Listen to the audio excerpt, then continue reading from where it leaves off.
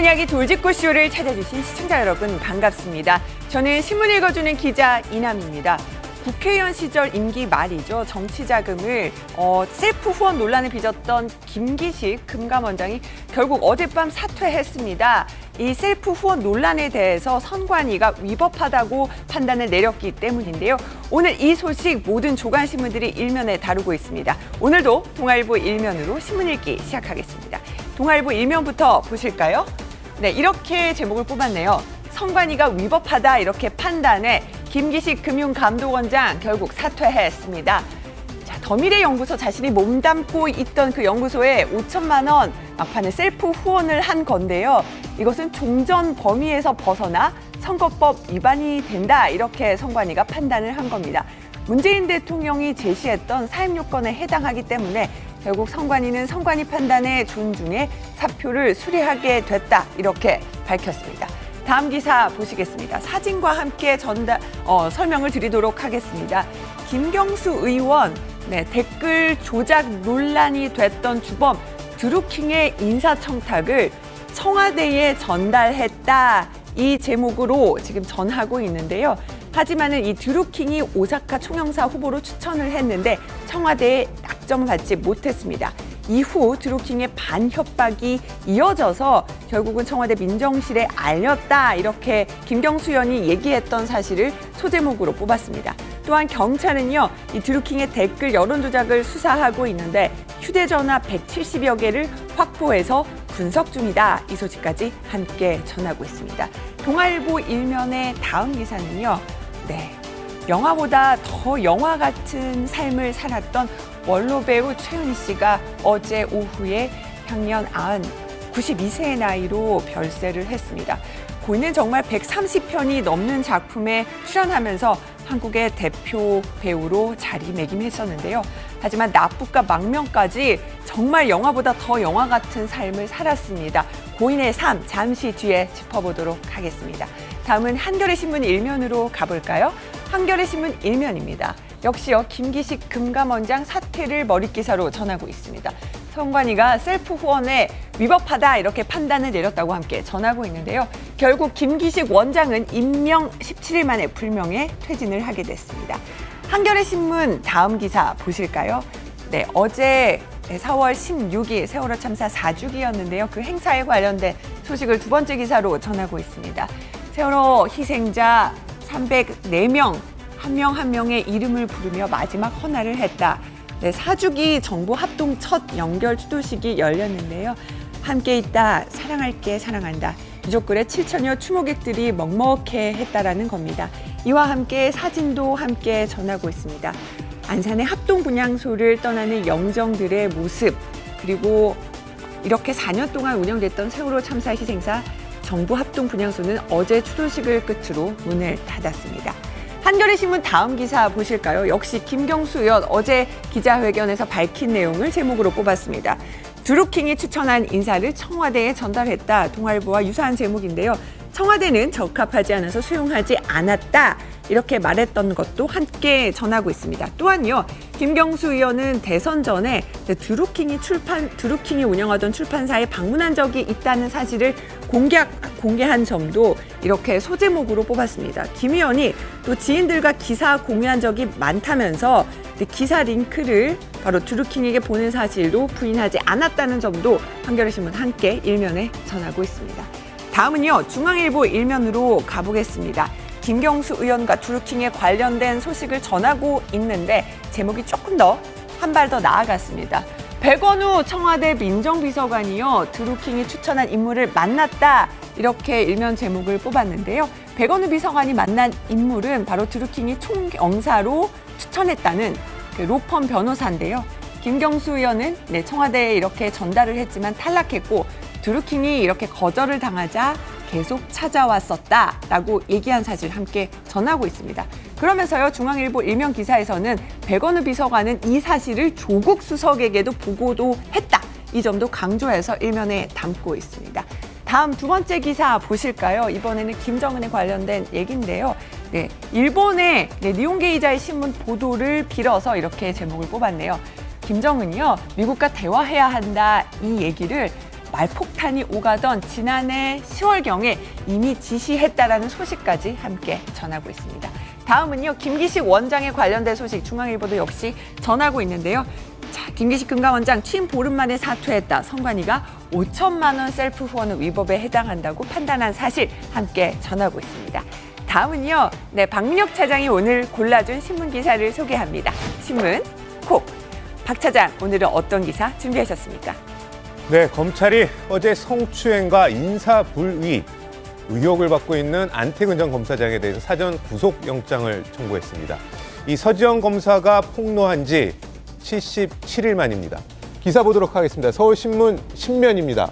이 영장에 적시된 혐의는 직권남용 권리행사 방해 혐의 딱 하나입니다.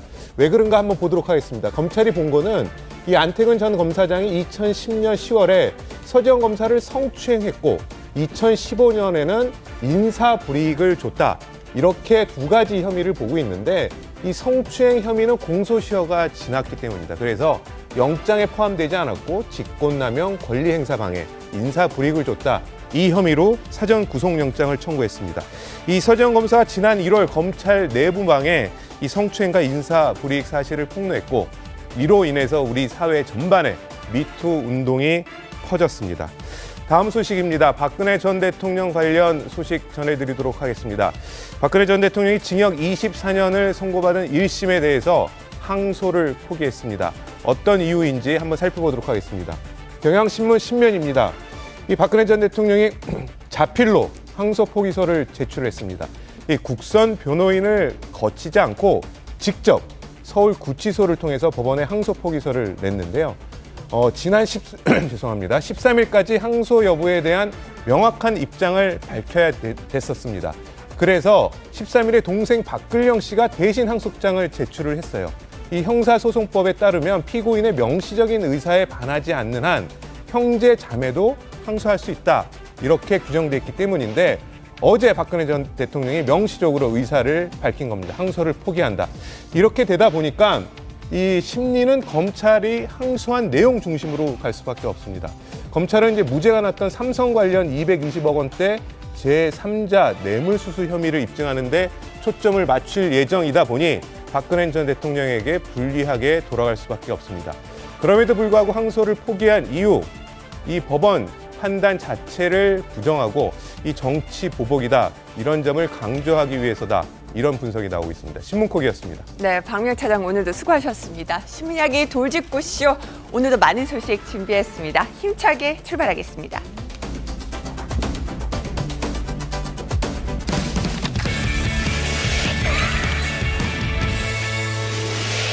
네, 돌직구쇼, 오늘 저희가 첫 번째 준비한 소식은요, 어제 오후 들려왔던 안타까운 소식입니다. 첫 번째 주제신문부터 보시겠습니다.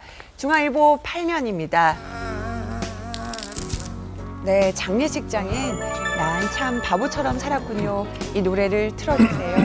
바로 어제 세상을 떠난 정말 우리나라 여배우의 정말 그 롤 모델이기도 합니다. 최은희 씨 세상을 떠났는데요.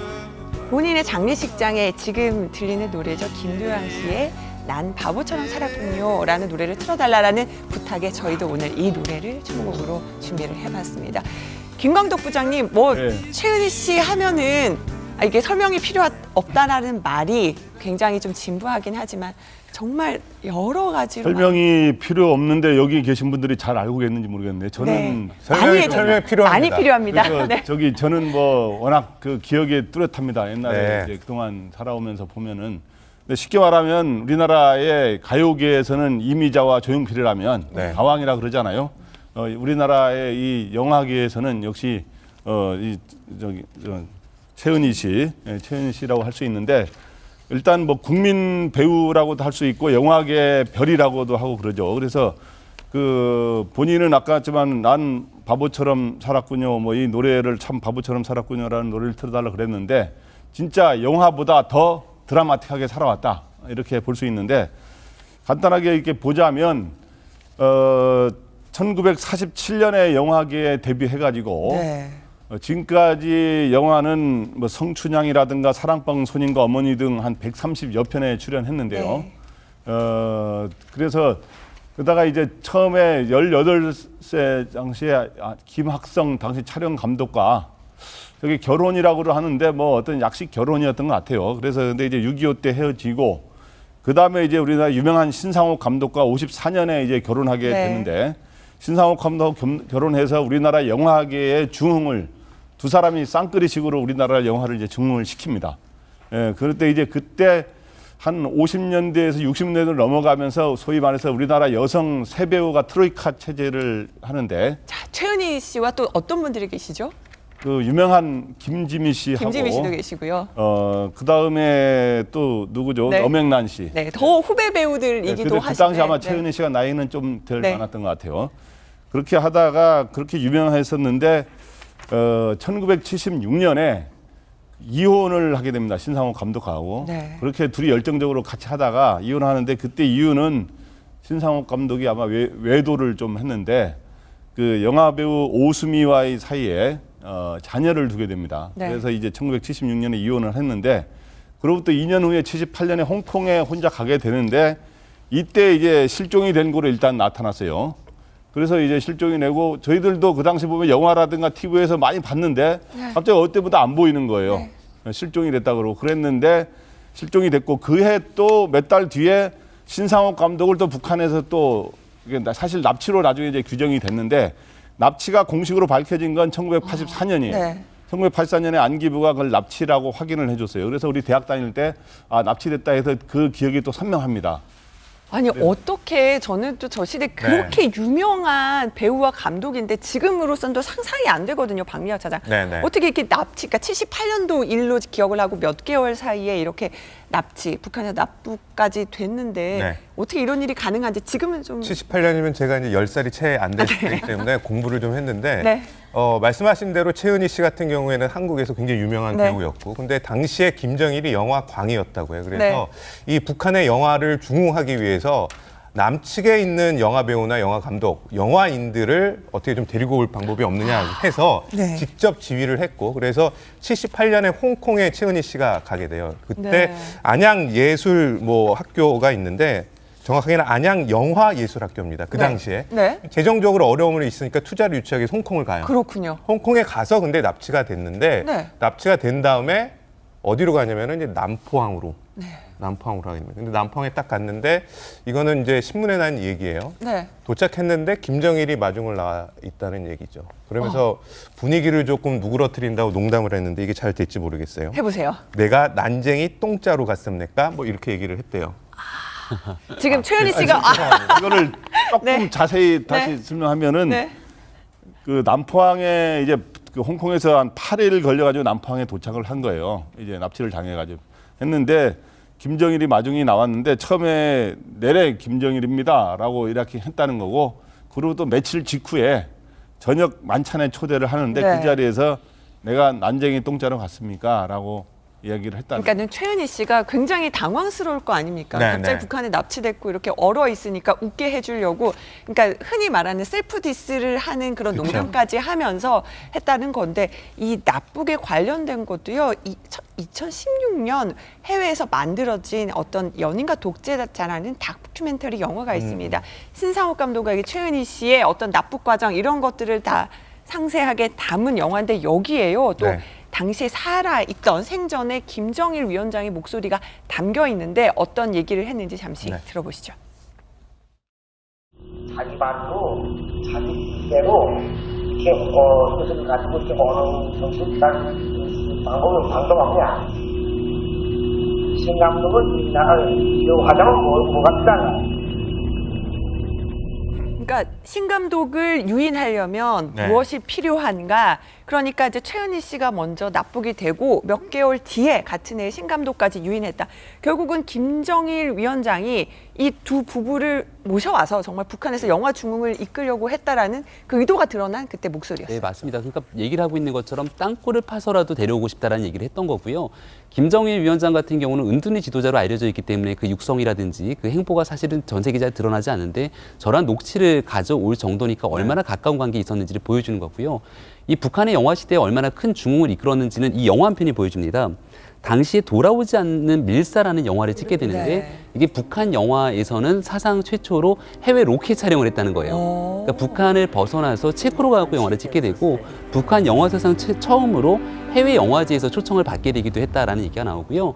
이 신상옥 감독과 최은희 씨가 나중에 이제 이런 얘기를 하게 됩니다. 뭐 북한에서 굉장히 어렵고 힘든 생활을 겪었겠지만 한 8년 정도 있는 기간 동안 2, 3년에 17편의 영화를 찍었다는 거예요. 2, 3년에 17편이요? 네, 다만 이때 17편의 영화를 초인적인 힘으로 찍게 여러 가지를 배려해 줬던 점에 대해서는 고맙게 생각한다 이런 표현이 있거든요. 네. 그러니까 결국은 북한으로부터 강제로 납치를 하고 이 안에서 그 어떻게 자유로운 생활을 할 수 없게 만들었던 점은 굉장히 용납할 수 없을 만한 행위지만 일단은 확실한 부분 하나는 김정일 위원장이 당시에 영화관으로 너무나 잘 알려져 있었고 특히나 대한민국에서의 영화 발전의 중흥을 이끌었던 이 두 부부를 북한으로 데려갔던 유일한 목적은 결과론적으로 김정일 위원장의 영화에 대한 열정 때문이 아니었냐 이렇게 좀 분석이 되는 그래서 경우도 최은희 있습니다. 씨가 김정일 위원장에 대해서도 더 구체적으로 이렇게 얘기도 했었어요. 일부 신문에 보면 우리에게 잘해주신 사람이기도 해서 납북한 것을 잊어버릴 정도로 아쉬움도 있다. 김정일이 죽은 다음에 이런 네, 식으로 얘기를 했고요. 2011년도 정도. 그런데 네. 우리는 부흥해서 열심히 일을 해주고 와서 양심의 가치는 느끼지 않는다.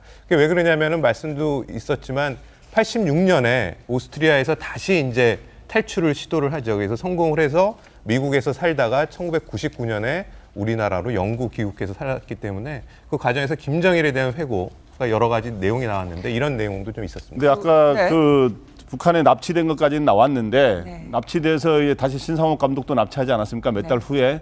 근데 두 사람이 북한에서 바로 만난 게 아니에요. 또 그러니까요. 몇 달 그거를 또 몇 년을 또 따로 살다가 그때 처음에는 김상옥 감독도 온 것도 몰랐다는 거거든요. 최은희 씨는. 그러다가 몇 년이 지난 후에야 제외를 시켜줘서 둘이서 사실 또 거기서 이제 사실상 이혼했었는데 거기서 북한에서 제외를 해서 같이 지내게 되는 거죠. 그러니까는 사실은 오수미 씨와 외도를 해서 거기서 아이를 낳고 그렇기 때문에 남편과 이혼하고 멀어졌는데 북한에서 제외해서 그때 네. 대화를 하면서 또 신상옥 감독을 용서했다. 예, 예. 그런 얘기도 제가 들었던 기억이 나거든요. 결국에는 정치적인 여러 가지 네. 납치라 이런 거로 해서 다시 재회가 되는 셈이 됐는데 네. 둘이서 재회해서 또 같이 또 생활도 하고 같이 또 영화도 만들고 이렇게 했는데 이때 이제 아까 말씀드린 영화 중에 유명한 게 17편을 만들었는데 소금이라는 영화로 네. 모스크바 영화제에서 여우주연상을 최은희 씨가 받게 됩니다. 잠시만요.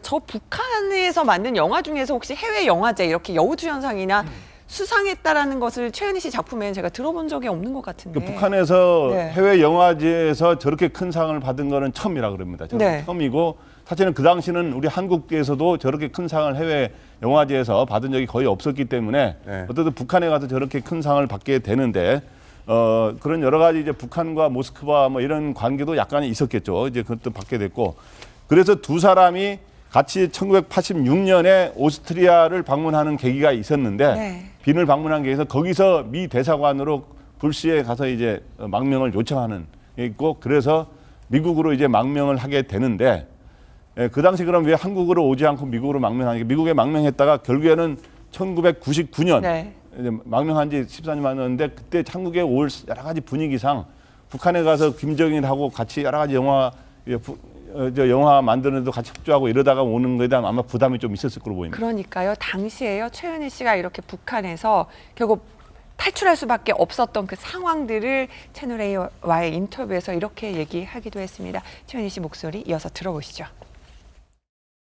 꼭두각시 먹으시오 그럼 밥 먹어야 되고 뭐 딴 거 입으시오 하면 입어야 되고 이런 상황이니까 뒤돌아보니까 하얀 택시가 하나 이렇게 오더라고 그래서 여보 저기 의심스러운 택시가 오는데 그때 이제 놀래가지고 확실히 우리를 추적하는 거더라고. 그냥 신감 놓고 그냥 이렇게 쥐고 그냥 덜덜덜덜 그냥 이렇게 떨고 있었지. 정말 당시에 탈출하는 것도 아마 쉽지 않았을 텐데 정말 목숨을 건 탈출이었을 거고요. 그런데도 조금 전에 이제 김광덕 부장께서 말씀하신 것처럼 이두아 의원님 보면은 결국은 한국에 바로 오고 싶어도 결국은 월북했다라는 소문들이 굉장히 많이 돌았기 때문에 한국에 오는 것조차 쉽지가 않았어요. 사실 그 당시에 이제 안기부나 국정원 이런 그 관계 그 법령이 있죠. 그래서 국가보안법과 관련해서 위반 사항이 있다 이런 얘기도 있을 수 있었기 때문에 그리고 다시 한국에 바로 왔을 때 정말 월북이 아니라 납북이었다고 하더라도 이제 납북이라고 지금 알려져 있지만 납북이었다고 하는 경우에도 김정일 측에서 김정일 위원장 측에서 또 어떤 반응을 보일지 알 수 없기 때문에 한국이 좀 불안하다 이렇게 생각했을 수도 있을 거예요. 그리고 이제 월북이란 얘기도 있었기 때문에 여러 문제 때문에 미국에서 오랫동안 망명 생활을 하다가 이제 1990년대 99년 정도에 이제 귀국을 해서 살았다고 하는데요. 러시아의 옐친 대통령 자서전에 보면 이런 얘기가 나와요. 아, 사나이로 태어났으면 불꽃처럼 타오르는 삶을 살다 가야지 그냥 지지부진하게 살 수 없다 이런 얘기를 했는데 최은희 씨도 여자지만 그런 삶을 살다 간 게 아닌가. 지금 우리 대한민국이나 북한에 있어서도 여배우로서 족적을 뚜렷하게 남긴 사람은 이 두 나라, 지금 양쪽 다의 족적을 남긴 사람은 이분밖에 없을 거고 아마 그리고 감독으로서, 여성 감독으로서도 또 족적을 남겼고요. 또 아까 저희 앵커가 앞에서 말씀을 해주셨는데 성춘향 이런 작품을 할 때 뭐 28 청춘의 나이 한 10대 후반, 20대 초반이 아니라 30대 중반의 나이에 성춘향. 35살의 성춘향 역할을 그런 맡아서 역할을 했다고 하고요. 그리고 거의 이제 한국 여배우로서는 최초로 국제영화제, 큰 국제영화제에서 상을 받기도 했으니까 정말 불꽃처럼 살다 간 게 아닌가. 도덕률이나 사생활에 있어서 도덕률이나 아니면 그 당시 법령에는 여러 가지 이제 저촉되는 것도 있고 뭐 그 기준으로 봤을 때는 여러 가지로 좀 이렇게 문제가 있는 그런 삶이었다고 생각하는 사람이 있을지라도 예술가로서는 불꽃처럼 살다 간 게 아닌가 싶습니다. 정말 파란만장했던 것 같아요. 네. 네, 보면은요, 이 최은희 씨가 네. 제 그 여배우로서만 알려져 있는데 여성 감독으로 영화도 이렇게 촬영했다라는 사실도 많은 분들이 모르고 계실 것 같아서 또 그 부분에 대해서 강조 말씀도 드리고요. 제가 이제 최은희 씨 작품 같은 경우는 제가 태어나기 전에 정말 만들어진 작품들이 많아서 근데 최근에는 볼 기회들이 좀 있었습니다. 사랑방 손님과 어머님 같은 경우는 1960년대 초반의 영화지만 최근에 많이 TV에서 보여주면서 또 그 최은희 씨를 그 모습을 보여주기도 했는데 최은희 씨가요. 근데 인터뷰나 이런 것들 중에서 보면은 말씀하시는 것이 뭐 내가 영화를 찍고 하긴 했지만 내 인생 자체가 정말 영화다라는 말씀들을 많이 하셔서 최은희 씨 인생을 영화로 만들어도 정말 무궁무진한 스토리가 될 것 같아요. 근데 이 대목에서 갑자기 궁금한 게 잘 아시니까 왜 난 참 바보처럼 살았군요를 왜 틀어달라고 했나요? 그러니까 영화처럼 살았군요라고 하는 노래가 없으니까. 약간 이상한데? 아마도 그 답에 대해서 지금 박민혁 차장님 답을 갖고 계시는 거 아닌가요? 아니. 아마 본인이 여러 가지로 어렵고 힘든 일들 정말 그리고 정말 이렇게 화려할 것 같은 인생인데도 보면은 이런 말씀을 하신 거예요. 그런 내가 화려하게 조명받고 이런 것뿐만 아니라 트렁크 하나 들고 왔다 갔다 하면서 정말 치열하게 살았다 이런 말들을 했는데 그렇게 인생을 돌아보면서 본인의 삶을 회고하면서 그냥 바보같이 살았다라고 얘기했지만은 정말 저는 이렇게 말하고 싶네요. 정말 불꽃같이. 네, 그래서 한마디만 덧붙이면은 본인은 그렇게 화려하게 산 것 같지만 아까 했지만 트렁크 계속 영화 촬영하면 끝나면 트렁크 들고 이렇게 하면서 살면서 여러 가지 경제적으로도 여유가 없이 그렇게 살았는데 자기가 좀 그나마 가정을 이루고 편안하게 산 거는 미국에 소위 망명 갔을 때 버지니아 주라는 데서 한 3년여 살 때가 그 가정을 이루면서 제대로 산 것 같다라고 아마 그런 회고를 했더라고요, 보니까. 네, 조금 전에 최은희 씨 목소리를 저희가 전해드렸는데 그 채널A와의 인터뷰가 아니라 이게 잠시 착오가 있었네요. 그 영화 그 연인과 독재자 속에 등장했던 최은희 씨의 목소리라는 점을 다시 이제 수정해서 말씀을 드리겠습니다. 저희는요. 고인의 명복을 빌면서요. 오늘은 좀 최은희 씨가 과거 출연하셨던 영화도 다시 한번 좀 보고 싶다는 생각도 드네요. 저희는 다음 주제로 넘어가 보도록 하겠습니다. 다음 주제는요. 한국일보 12면으로 넘어가겠습니다. 12면 제목은요. 조현민 대한항공 전무 갑질이어서 국적이 논란이 되고 있습니다. 이두아 변호사님, 저는 조현민 전무가 국적이 미국인이었다고요? 예, 그 하와이에서 태어났다고 하죠. 83년에 하와이에서 태어나서 미국 국적을 갖고 있다고 합니다. 아마 성년이 돼서 국적을 선택할 때 미국 국적을 선택을 한 것 같은데요. 근데 이제 이게 뭐가 문제냐면 사실 지금 이 항공사는 항공, 뭐 통신 그리고 선박 몇 가지 특수한 분야는 국가 안보 문제 때문에요. 외국인 지배가 금지돼 있는 경우가 많습니다. 네. 그러니까 최대 주주가 외국인이 되어서는 안 된다고 하거나 아니면 등기 임원조차도 외국인이 되어서는 안 된다 이런 규정이 있는 경우가 있는데 항공 관련 법령에는 외국인은 국적 항공사의 등기 임원조차 될 수 없게 돼 있습니다. 근데 이 조현민 전무죠. 네. 조현민 전무가 진에어에는 2010년부터 2016년까지 등기 임원으로 있었고요. 지금은 대한항공의 미등기 임원이죠. 미등기 임원으로 있는데 이 부분이 그렇다면 그 입법 취지, 외국인 지배 금지에 위반되는 게 아닌가 이런 논란조차 지금 벌어지고 있으면서 근데 사실 지금은 그 2010년부터 2016년 동안 진에어의 등기 임원으로 있는 동안은 벌써 이게 사임을 했기 때문에 소급해서 처벌하는 건 문제가 있다. 그래서 그 진에어의 면허 결격 사유라고 지금 와서 문제 삼긴 곤란하다는 게 국토부의 입장이고요. 네. 그리고 대한항공과 관련해서는 등기 임원이 아니기 때문에 이 부분과 관련해서 위법하다고 보긴 좀 어려운데 국회의원들이나 아마 시민들 입장에서는 이제 이 부분에 대해서 그러면 미등기 임원으로 있는 것 자체가 사실상 지배는 하면서 등기 임원으로 있지 않으면서 처벌 그러니까 그 부분의 책임은 피하는 걸로 돼 있으니까 오히려 항공사 관계 법령을 개정해서 아예 미등기 임원도 못 되게 해야 되는 게 아닌가 이제 입법 개정 문제까지 나오고 있는데요. 이게 대한항공의 특수성 때문인 것 같습니다. 뭐 대한항공의 오너 가족들은 VIP가 아니라요. 그 직원들 사이에서 KIP라고 불리면서 아주 특별한 대우를 받는데요.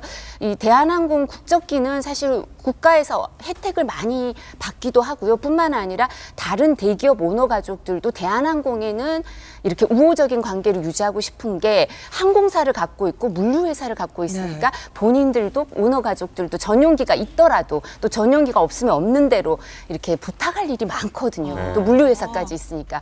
그래서 대한항공은 또 소비자들이 뭐 불매 운동을 벌려서 또 타격을 주긴 또 어려운 기업이에요. 네. 독과점에 거의 유사하니까. 그렇기 때문에 이제 뭐 소비 불매 운동 이런 게 벌어지기보다 오히려 법률적으로 국정 논란이 벌어지고 국회의원들도 법령을 개정하자 이런 얘기까지 나오는 거니까 오너 리스크에 대한항공의 오너 리스크 중에 제일 이제 지금 어려운 시기에 처해진 것 같습니다. VIP가 아니라 KIP라고 했을 때 K는 뭘 얘기하는 거예요? 이제 코리아니어 대한항공 얘기겠죠. 칼을 그렇게. 이야기하는 거냐? 네, 그렇다. 네, 그러다 보니까요, 이제요, 김명희 박사 보면은 결국은 그 조현민 전무에 대해서는 일단 대기 발령을 냈어요. 근데 네. 이렇게 논란되니까 일단 손을 떼라 다 이런 상황이긴 한데 이걸로 이제 또 충분할까라고 보시는 분들도 공식 업무에서 배제하고 대기 발령을 보내고 이메일을 통해서 직원에게 사과 메일을 했지만 과거에 있었던 이 조현아 씨의 사건에서 보듯이 조현아 씨는 어찌됐든지 간에 국민 앞에 나와서 여러 번 고개를 숙이고 사과한 전례가 있지 않습니까? 최소한 지금 조현민 이 전무가 보여주고 있는 갑질의 행태는 아마도 얼마 전에 국민적 분노를 더 촉발시켰던 건 그 녹음 파일이 공개가 되면서부터인 것 같아요. 그걸 아마 들었던 국민들이 봤을 때는 야 이럴 정도로 대기업의 이 오너가 일가가 가지고 있는 인식과 행태가 이 정도 수준밖에 되지 않는가라는 생각이 굉장히 강하게 있을 거고요. 이건 단순하게 여기에 대해서 계약을 맺었던 이 광고업체 직원 혼자서 당했던 것으로 국민들이 받아들여지는 것이 아니라 최소한으로 대한민국의 직장인으로 살아가고 있는 사람이라면 이 갑을 관계 속에서 누군가 갑질을 한 번 정도는 경험해본 기억들이 있을 겁니다. 그런 부분들을 촉발시켰던 굉장히 큰 분노의 감정들을 가질 수 있는 거고요.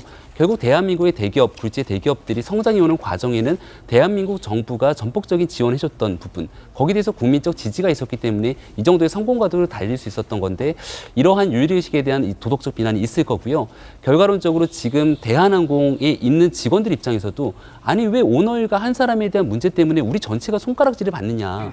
라고 하면서 회사가 있게 되는 전반적인 브랜드 이미지 타격에 대한 걱정도 큽니다. 그러니까 이 부분을 일거 해소하는 방법은 결국은 조현민 씨가 대중 앞에 나서서 진솔한 사과를 하고 여기에 대한 재발 방지 대책을 오너 일가가 세우는 방법밖에 없다고 봅니다. 네, 아직 사과 기자회견은 없었고요. 사과 이메일을 직원들한테 보냈었는데 조현민 전무가 과거에 이제 진에어 이렇게 체험 같은 것들을 소개하는 영상들이 있는데요. 잠시 보시겠습니다.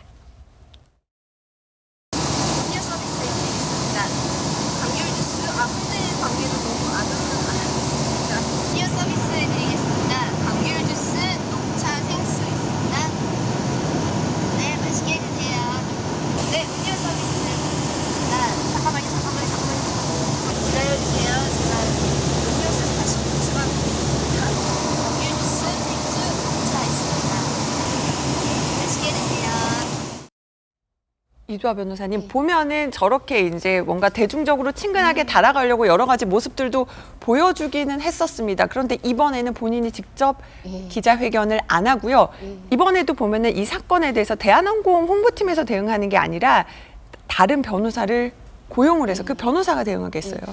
대한항공은 또 특수관계에 있는 로펌이 있습니다. 지금 광장이라고 하는데 과거에 이제 한미와 다른 광장이라는 사무실이 합병이 됐는데요. 리엔고 그 사무실이 이제 조현민 씨에게는 이제 고모부죠. 고모부가 세운 파운더였기 때문에 네. 대부분 대한항공 관련 일을 거기서 많이 했었거든요. 그렇군요. 그래서 이제 비행기 리스 관련 일은 뭐 김앤장보다 리엔고가 더 특수성이 있다. 그렇게 얘기할 정도인데 근데 아마 지금 이게 오너 리스크 문제고 그다음에 그 대한항공 관계 지금 노조 세 개 노조에서 이게 오너 리스크의 문제라고 뭐 사퇴해라 이런 식으로 노조에서 주장을 하고 있으니까 법무팀이나 홍보팀에서 직접 움직이기는 부담이 됐을 것 같습니다. 네. 그리고 또 아까 말씀드린 것처럼 특별관계에 있는 로펌에서 나오기도 좀 그러니까 그 조현민 전무가 개인적으로 친분이 있는 변호사에게 의뢰를 하지 않았나 싶고요. 네. 그리고 조현민 전무가 사실 미국에서 대학을 커뮤니케이션 학과를 나왔다고 하고요. 그리고 최근에 그 나라를 찾아가는 그 대한항공 광고 있었죠. 그게 아주 반응이 좋았거든요. 저도 네. 사실 그 광고 좋아했고요. 그게 조현민 전무의 작품이라 그래서 능력이 있나 보다 이렇게 생각을 했었고 그중에 일부는 뭐 뉴질랜드인가 어딘가 가보면 아주 그 계곡에서 점프하는 번지 점프 점프요? 장면이 그 대역 없이 아마 조현민 전무가 직접 했다는 네. 얘기도 있을 정도로 그래서 광고나 저런 일에 열정이 있나 보다 네. 이렇게 생각을 했는데 최근에 지금 이 사태에 대해서 물컵 논란에 대해서 반응하는 걸 보고는 본인이 오너이긴 하지만 계속해서 이렇게 좋은 커리어를 쌓아가고 이제 그 좋은 롤모델이 되기 위해서는 저런 모습이 아니라 좀 지금까지 뭐 번지 점프하고 저런 모습처럼 이렇게 지금 숨어 있는 게 아니라 정면으로 전공법으로 나와서 사죄하고 잘못한 건 잘못했다. 혹시 처벌받을 게 있으면 처벌하고 처벌받고 또 해명하고 싶은 게 있으면 직접 해명을 하는 게 오히려 좋지 않은가. 커뮤니케이션 학과를 나왔으니까 그런 부분을 조금 더 잘할 것 같은데 해서 안타깝습니다. 지금 조현민 전무 논란이 불거지다 보니까요. 또 국민청원들이 여러 가지 나오고 있는데요. 이지수 소장님 보면은요.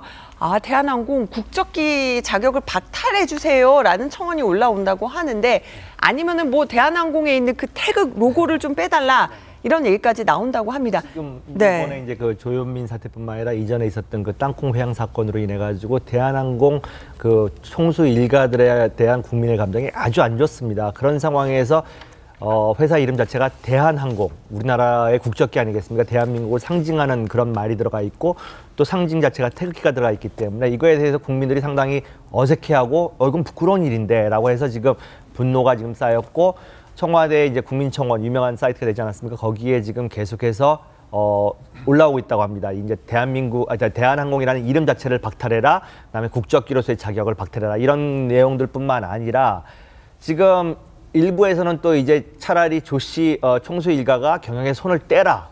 이제 이 기회에 전부 지금 문제가 많으니 경영 일선에서 물러나라. 라고 하는 지금 압박도 지금 상당히 심해지고 있는 그런데 상황. 오늘 보면은 저 한겨레 신문도 자세하게 소개를 하고 있는데 국적기 박탈이란 요구는 있지만은 실질적으로는 그게 어렵다는 거잖아요. 예, 그렇습니다. 할 수는 없는 일이다.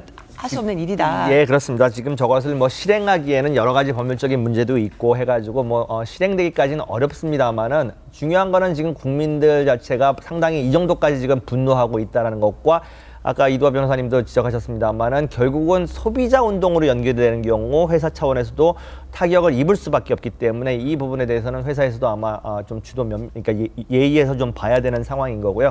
법적으로 이것이 실행 가능하다고는 저도 생각하지는 않습니다. 이제 국적기라는 게 실질적으로 뭔가의 지위를 코리아네어에게 부여하는 게 아니라 네. 대한민국의 국적을 갖고 있는 대한항공, 아시아나항공 모두를 다 국적기라고 항공사들, 네. 얘기를 하고 있기 때문에 이 지위를 박탈하는 게 사실상은 좀 어려운 측면들이 있다라는 거고요.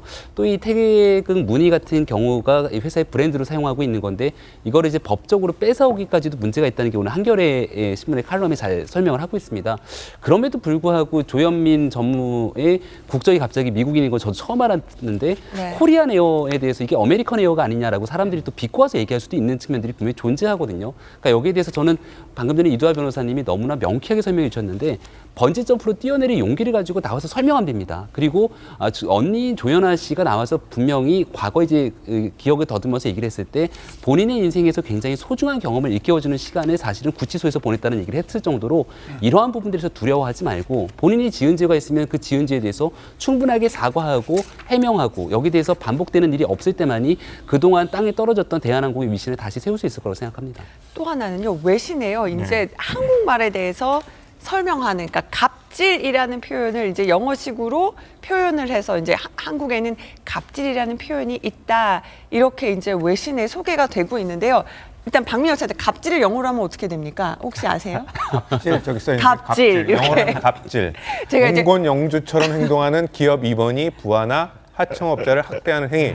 라고 이제 뉴욕타임스가 뉴욕타임스가 얘기를 이렇게 정리를 했는데 이 얘기는 네. 자, 미국 변호사이신 이준수 소장께 갑질이라는 말이 딱 나옵니다. 갑을 이렇게 해서 자, 미국에서 이제 영어로 설명하실 때 갑질을 어떻게 표현을 하셨어요? 그러지 않아도 저도 뭐 외국 기자들도 많이 이 업무상 만나게 되고 투자자들도 많이 만나게 되는데 이 갑질을 참 설명하기가 너무 어려웠어요. 어렵죠. 왜냐하면은 사실은 그 글자만 놓고 보면 아무런 의미가 없습니다. 근데 대한민국의 어떤 갑을 문화 이런 거를 알아야 되는데 그래서 늘 돌려서 표현하고 이런 것들을 설명했었었는데 이제 이게 하나 아직까지는 용어가 정착된 건 아닌데 이제 뉴욕타임스에서 그걸 소개하면서 네. 아마 계속해서 회자되다 보면은 저는 뭐 옥스포드 대사전에도 올라갈 가능성이 있다고 봅니다. 근데 왜냐하면은 별로 자랑스럽지는 자랑스럽진 않게 느껴지네요. 않습니다. 근데 네. 대한민국의 재벌이라고 하는 용어 자체가 이제는 국제어가 됐습니다. 네. 그래서 옥스포드 대사전에 올라가는 시점을 이것이 공식적인 영어가 됐다라고 이제 저희들이 보통 표현을 하는데 재벌 CHEBOL은 벌써 이제 국제어가 됐고 외국 나가서 설명할 때도 재벌이라고 하는 단어를 쓸 때 이해하는 데서 아무런 어려움이 네. 없습니다. 그렇다면 이제 갑질 이것도 과연 그런 정도의 수준의 용어가 될지는 좀 더 두고 봐야 되겠습니다만은 말씀하신 것처럼 참 부끄러운 네. 민낯이 아닌가라는 생각이 듭니다. 저는 이 대한항공 두 자매의 이 갑질 이런 참 이게 좀 난형난제라고도 할 수 있죠. 이게 조연아에 이어서 땅콩 향해서 근데 이게 본인들뿐만 아니라 회사와 그리고 직원들뿐만 아니라 이제 그게 이제 국적기이기 때문에 우리 대한민국 국가와 국민들한테까지 손해를 끼치는 이런 행위거든요. 그렇기 때문에 저는 이번에 굉장히 이런 일들이 재발되지 않도록 엄중히 다뤄야 된다는 생각이 들고요. 그러니까 이렇게 자기 화를 조절하지 못하는 이런 거는 진짜 문제가 많은 거 아닙니까? 그래서 근데 이제 그 전에 제가 이제 이 조현민 씨의 아버지 네. 조양호 회장을 이제 취재하는 과정에서 만난 적이 있어요. 네. 그런데 이제 그때 이제 우리 청와대 대통령이 외국을 방문할 때 그 국적기를 타게 되면 이제 회장이 나 사장이 타는 경우가 있거든요. 네. 회장이 타기도 하고 사장이 그러니까 직접 대화할 기회가 있으셨겠네요. 네, 그래서 그때 우리 이제 저희들 기자들로 취재하러서 이제 비행기를 탔었는데 그때 이제 우리 기자들하고 만나가지고 뭐 수십 분 대화를 나눴어요. 그래 나누면서 뭐 비행기에서 불편한 점이 없느냐, 뭐 시정할 점이 없느냐라고 이렇게 질문을 하더라고요. 그래서 이제 뭐 여러 불만과 문제 제기들이 있었죠. 그 중에 뭐 기내식 이야기도 있었고 뭐 이렇게 하니까 굉장히 그런 거에 대해서도 그냥 경청을 하는 그런 분위기인데 그런 걸 보면서 두 딸의 이러한 화를 조절하지 못하는 이런 행위가 나타난 거에 대해서 참 이게 왜 이렇게 됐을까 이런 생각이 들면서 어떻든 이런 거를 우리 단순히 회사뿐만 아니라 대한민국의 국적기이기 때문에 우리가 이 문제가 잘 해결되도록 여러 가지로 제도적으로도 잘 해결되도록 해야 될 것 같습니다. 네. 자, 조현민 전무 논란까지 짚어봤고요. 이제 정치권 소식 짚어보도록 하겠습니다. 다음 소식으로 넘어가 보도록 하죠. 동아일보 3면입니다. 동아일보 3면 이 소식입니다. 청와대 후원금은 검증 대상이 아니었다. 이 김기식 원장 이렇게 발탁한 것에 대한 책임론 관련해서 조국 민정수석에 대해서 청와대가 감싸고 나섰다. 이렇게 지금 제목을 뽑았는데요. 먼저 김병인 박사. 네. 어제 김기식 원장이 결국은 사퇴할 수밖에 없었던 선관위 판단부터 네. 얘기를 풀어보죠. 4가지에 대한 유권 해석을 내렸는데요. 가장 문제가 됐던 거는 임기 말에 남은 후원금 중에 5천만 원이라고 하는 거액을 본인이 관련된 단체에 기부하는 것이 적법한가에 대한 여부였죠. 당시 김기식 전 원장 같은 경우는 이렇게 해명을 했습니다.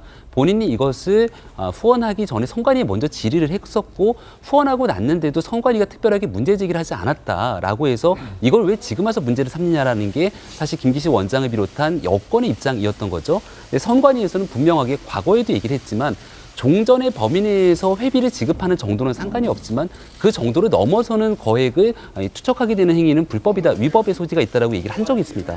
그 부분을 분명하게 바로잡아서 이 5천만 원 후원금 지급 납부하게 된 것은 위법이다라고 명시를 했고요.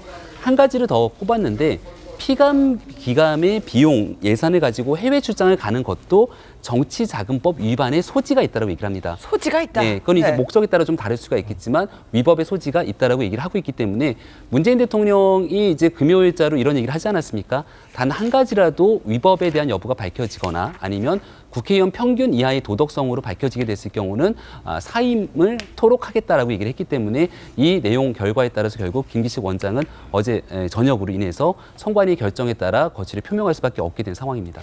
박력 차장 네. 정말로 좀 궁금해서 그런데요. 선관위가 이런 결정을 내릴지 청와대는 몰랐습니까? 알았습니까?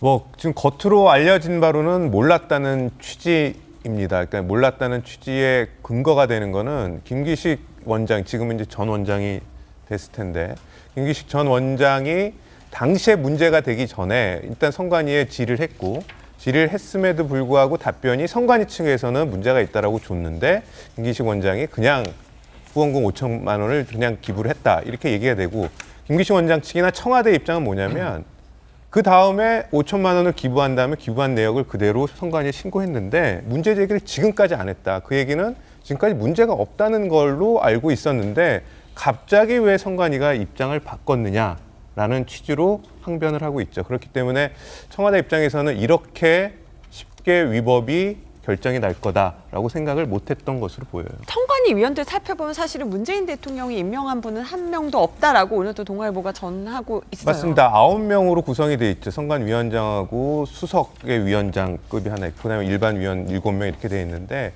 현재로 보면은 이제 이명박 전 대통령 때 1명이 됐고 그다음에 나머지가 다 이제 박근혜 전 대통령 때인데 대통령이 3명, 그다음에 대법원장이 3명, 그다음에 이런 식으로 이제 국회가 3명 이렇게 3명, 9명을 추천을 해서 임명을 하는데 그래서 문재인 대통령 때 아무도 임명을 안 했기 때문에 이렇게 일사천리로 된 거 아니냐라는 얘기도 있습니다. 근데 선관위에서는 원칙에 따라 했을 뿐이지 네. 어느 정권에서 본인들이 추천을 받아서 임명이 됐기 때문이 아니다. 그러면서 또 한 가지는 거의 만장일치로 이 위법에 대해서는 결론이 났다. 한 3시간 동안 토론을 그러니까 거쳤는데 청와대에서는 당초에 이런 얘기도 했어요. 굉장히 오래 걸릴 거다라고 했어요. 근데 한 3시간 만에 결론이 났습니다. 네, 이런 가운데요 가장 비판의 화살을 맞게 된 사람은 바로 조국 수석입니다. 제대로 검증했느냐 아니냐 관련해서 비판이 쏟아지는데요. 김광덕 부장님 보면은요 자유한국당, 바른미래당, 민주평화당까지 다 지금 조국 수석 물러나세요 얘기하고 있습니다. 근데 지금 야당들이 일제히 지금 현재 처음에는 김기식 금감원장을 향해서 굉장히 이제 공격을 퍼붓다가 김기식 원장이 퇴진하면서 이제 타겟이 없어지니까 그다음 바로 조국 민정수석이에게 지금 화살을 쏘는 그런 상황입니다, 지금. 그런데 그 논리는 뭐냐 하면 김기식 원장이 결국에는 인사 검증에 잘못돼서 이렇게 물러나게 됐기 때문에 그리고 얼마 전까지만 해도 청와대 민정수석실에서 적법함, 김기식 금감원장은 적법한 공무를 했다라고 했기 때문에 적법하다는 판정을 내렸는데 이번에 선관위가 다른 결과를 냈으니까 그거에 대해서 책임져야 되는 거 아니냐. 인사검증 실패에다가 최근에 적법하다고 했으니까 이런 건데 현 조국 수석 체제에 현 정부 들어와서 차관급 이상의 공직자가 지금 한 8명가량 물러난 걸로 돼 있어요. 근데 이거는 통상적으로 과거 정부와 비교하면 비슷한 수준입니다. 사실은. 네. 특별히 많았던 건 아니고요. 그런데 조국 수석 같은 과거에 보면은 한 2-3사람 정도 잇따라서 검증을 잘못한 거로 되면 민정수석이 물러나는 경우들이 종종 있었어요. 다 그런 건 아니고요. 종종 있었기 때문에 지금 조국 수석한테 이제 물러나라고 하는 상황인데 지금까지 물러난 사람이 보면 예를 들어서 안경환 전 법무장관 후보자라든가 조대엽 전 고용노동부 장관 후보자라든가 박기영 과학기술혁신본부장 등 이렇게 7명 가량을 검증을 잘못했다 이런 상황이에요. 그래서 지금 현재 어떻든 조국 수석에 대한 이런 공격이 계속 퍼부을 것 같은데 문재인 대통령이 그렇게 쉽게 교체할까요? 제가 보기에는 쉽게 교체하지는 않을 거로 될 것이다. 네. 근데 지금 보면은 단순히 이제 과거의 민정수석의 사례로 말씀을 하셨는데 한 7명 정도가 평균치다고 하는데 조국 수석 같은 경우 조금 좀 케이스가 좀 달라요. 왜 그러냐면 이번 거 같은 경우에는 처음에는 후원금을 사용하는 거나 해외 출장에 대해서는 민정수석실에서 공직자를 선발할 때 하는 그 질문지들이 있어요. 네, 수백 개가 수백 개의 되죠. 질문이 있는데 네. 거기에 없었기 때문에 네. 검증을 못했다라고 했어요. 그래서 논란이 되니까 해외 출장 부분에 있어서 다시 제출을 받아서 검증. 그 말씀은 뭐냐면 2번의 검증을 한 거죠. 예, 재검증까지 한 4일을 거쳐서 했어요. 그것도 임종석 실장이 지시를 해서.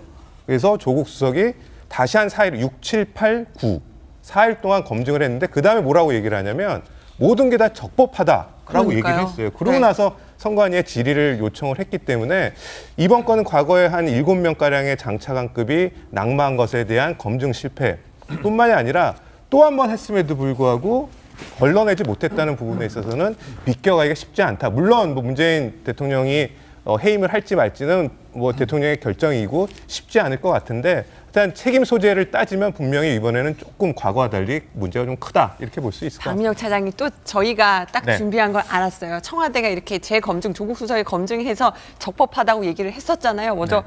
그 얘기 들어볼까요? 들어보죠. 네. 청와대의 조국 민정수석은 임종석 비서실장의 지시에 따라서 4월 6일부터 9일까지 김기식 금융감독원장을 둘러싼 일부 언론의 의혹 제기에 대해 그 내용을 확인했습니다. 그 결과 의혹이 제기된 해외 출장 건들은 모두 공적인 목적으로 이루어진 것이며 적법하다는 결론을 내렸습니다. 이제 해외 출장의 건, 그러니까 여기서 후원금의 얘기는 안 나오네요. 네, 네. 해외 출장의 건은 적법하다 이렇게 말을 했는데 선관위는 위법 소지도 거론을 했어요. 요번 사태를 이렇게 쭉 지켜보면은 아마 청와대가 몇 번의 판단 미스가 있었던 것만큼은 아마 부인하기가 어려운 상황입니다. 근데 처음에 너무 집중했던 게 그 이제 소위 피감기관이 후원을 해서 간 출장, 이제 뭐 비서를 동행을 했네만에 이제 이런 문제와 포함해서 그 부분에 대한 너무 초점을 맞추다 보니까 결국은 판정난 거는 확실하게 판정난 거는 후원금 문제로 위법이 났어요. 그러다 보니까 그 부분을 놓친 게 아닌가. 뭐 나중에도 뭐 그 부분을 못 봤다라고 하는 솔직한 고백도 있었는데 사실은 첫 번째 부분도 위법의 소지가 있다고 하면서 선관위의 판단은 뭐냐면 그렇지만 종합적으로 판단을 해야 된다. 그 출장의 목적이라든지 가야 할 뭐 그 상황들 이런 것들을 종합적으로 판단했었을 때 그것들을 다 고려해서 위법성을 따져야 된다라고 했지. 뭐 출장 피감기관이 후원하는 출장을 갔기 때문에 곧바로 위법이 된다라고 판단한 건 아닙니다. 그래서 아마 청와대 쪽에서도 그런 식의 판단이 날 거라고 생각을 하는데 엉뚱하게도 후원금이 불법이다, 그러니까 위법이다라고 하는 명확한 해석을 해줌으로써 이제 더 이상 뭐 어떻게 해줄 수 없는 상황이었고 이제 대통령께서도 이제 아마 사표 수리한 걸로 저는 알고 있습니다. 근데 요번 것들을 보면은 뭐 사과를 할 수밖에 없는 상황이죠. 여러 가지 지금 미스가 있었었고 그다음에 앞으로 당분간은 조국 민정수석에 대한 야당과 언론의 아마 파상 공세는 계속해서 있을 수밖에 없는 상황이고 이제 이걸 가지고 해임을 시켜야 되느냐 마느냐는 또 하나의 다른 문제인 건 분명합니다. 분명히 문제가 있었고 책임 소재가 있는 것만큼은 부인할 수 없는 사실이 됐지만 그 흠결로 인해 가지고 그 직을 유지할 수 없을 정도에 이르렀느냐의 문제는 이제 아마 정무적인 판단을 해야 되지 않을까라는 생각을 해봅니다. 저는 한 가지만 조금 더 명확하게 따져봤으면 좋겠다는 생각이 드는데요. 대중이 조국 수석에 대해서 굉장히 엄중하게 문책을 요구하는 이유 중에 하나는 이 특수한 이해관계 때문에 여기에 대한 검증을 소홀하게 하지 않았느냐에 대한 문제 제기 이거거든요. 그러니까 과거에 참여연대를 같이 활동했던 것은 물론이고 한 시민단체의 공동대표를 맡기도 했고요. 지금 김기식 원장에 대한 여러 가지 문제 중에 더미래연구소에 있었던 후원 문제가 뭐 불거지고 있지만 여기에 대한 단체로 함께 활동했던 경위 뭐 이런 것들이 같이 복합적으로 얽혀 있는 상황에서 검증이 재검증을 거쳐서도 문제가 없다라고 정리를 했던 이유가 혹시나 개인적인 사적인 관계가 개입된 것은 아니냐라고 하는 의혹 제기가 있기 때문에 이러한 부분들에 대해서는 청와대가 좀 분명한 입장을 표명해야 되지 않을까 생각이 듭니다. 네. 거기에 대해서 짧게만 말씀드리면 그랬기 때문에 아마 선관위에 문의한 게 아닌가라는 생각을 합니다. 만약에 청와대 내부에서 결정을 해서 이거는 위법성이 없다라고 결론을 내리고 말았다라면은 방금 말씀하신 지적에 대해서 사실 뭐 특별한 방어 논리는 없습니다. 그렇기 때문에 그럼 독립적인 그런 기관에 한번 의뢰를 하겠다라고 했고 예상외로 이제 위법 판단을 받은 거라고 저는 생각을 합니다. 네. 오늘 관련된 논란에 대해서도 보면은 오늘 조간 신문들이 전부 일면을 비롯해서 다양하게 분석을 하고 있잖아요. 그래서 보면은 이제 조국 민정수석에 대한 책임과 관련해서 신문들이 어떻게 보도를 하고 있는지 한번 그 부분만 좀 맞춰봤습니다. 그래서 한겨레는 사면에서 청와대, 그러니까 조국 수석을 포함한 청와대 분위기는 딱 요거 하나였는데 청와대 당혹감 속 선관위 판단 존중해서 뭐 당혹하고 있지만은 선관위 판단을 존중한다. 그러면서 이제 조국 수석에 대해서 이런 공세가 있다 이렇게 한 줄 정도 썼고요. 경향신문은 오면에서 조국 수석 책임론 이렇게 야당의 책임론을 집중적으로 설명하면서 인사 기준의 대수술이 불가피하다. 그래서 제도적인 측면에 있어서 뭔가 고쳐야 된다 이렇게 얘기를 하고 있습니다. 중앙일보와 조선일보 같은 경우에는 좀 더 조국 수석의 책임론을 강조하고 있는데 2번 검증하고도 낭만 김기식이 2번이나 검증했다라는 방점이 있고요. 조선일보 같은 경우에는 검증, 재검증 이것도 마찬가지입니다. 그러면서 장창환급이 7명 부실 검증을 했다 이렇게 얘기를 하고 있고 한국일보는 6면에서 문 대통령 검증 믿고 밀어붙였는데 그래서 문 대통령이 이 조국 수석을 믿고 밀어붙였다가 이렇게 좀 낭패를 봤다라는데 좀 방점을 두고 있습니다. 동아일보 같은 경우에는 청와대가 후원금은 검증 대상이 아니었다. 이렇게 하면서 조국 수석을 좀 감싸고 있어요. 민정수석의 검증에는 대상이 아니었기 때문에 이걸 빠뜨렸지 문제가 있는 건 아니다. 이렇게 하면서 책임론 쏠린 조국 감싸기 이렇게 제목을 달고 있습니다. 네, 김기식 원장은 결국 사퇴를 하게 됐습니다. 이어지는 그 정치권의 강탄 또 다른 논란 짚어보도록 하겠습니다. 이번에는요 조선일보 3면인데요. 제목을 이렇게 뽑았네요. 네, 드루킹 협박 뭐였기에 청와대가 추천 일부 면접까지 봤나 이렇게 제목을 뽑았습니다. 어제요 김경수 의원이 추가로 기자회견을 열어서 이렇게 새로운 의혹에 대해서 이렇게 입장을 밝혔는데 김경수 의원 목소리 먼저 들어보시죠. 문재인 정부는 열린 인사추천 시스템으로 운영하고 있습니다. 그래서 좋은 분들이 있으면 전문가든 아니면 선거 때 도와주셨던 분들 중에 능력 있는 분들이 있으면 요청이 있거나 하면은 청와대로 전달하고 하는 건 좋은 분이 있으면 이분들 아니더라도 누구라도 추천을 해오시면 그런 분을 전문가를 추천을 해왔는데 그걸 청와대에 전달한 게 그게 청탁이다라고 저는 생각하지 않습니다. 이다 변호사님, 네. 그러니까 그때는 보면은 그냥 무리한 부탁이라 거절했다 정도 취지에 처음에는 얘기를 했었어요. 어제는 근데 청와대에 전달했다. 새로운 얘기까지 했습니다. 예, 이제 계속 새로운 얘기가 나오시는데 네. 이제 1차 기자회견에 의해서 2차 기자회견을 하면서 새로 나와서 새로 밝혀진 사실들이 꽤 있는데요. 앞으로도 제 생각엔 2차 기자회견에서 끝날 것 같진 않고요. 네. 앞으로도 기자회견을 몇 번 더 하거나 또 뭐 저 포토라인에 설 가능성이 있으실 것 같은데 참고인으로라도 뭐 왜냐하면 접점이 있으니까 수사를 일정 부분은 받겠죠. 참고인으로라도. 그러면 그럴 때마다 진술이 이렇게 약간 바뀌시면 본인한테 불리하실 테니까 이제 변호인의 조력을 좀 받으시면 어떨까 싶은데요. 일단은 이게 뭐냐 하면 저희가 어제 말씀드릴 때는 1차 기자회견이 끝나고는 김경수 의원이 2차례 정도 만났다라는 게 확인이 됐던 것 같습니다. 네. 그 드루킹이랑. 근데 어제 2차 기자회견을 하면서는 한 5에서 6차례 정도 만났다는 사실을 시인을 하셨는데요. 뭐 그 출판사 사무실에 본인이 찾아간 게 한 2차례 정도 된다고 하고요.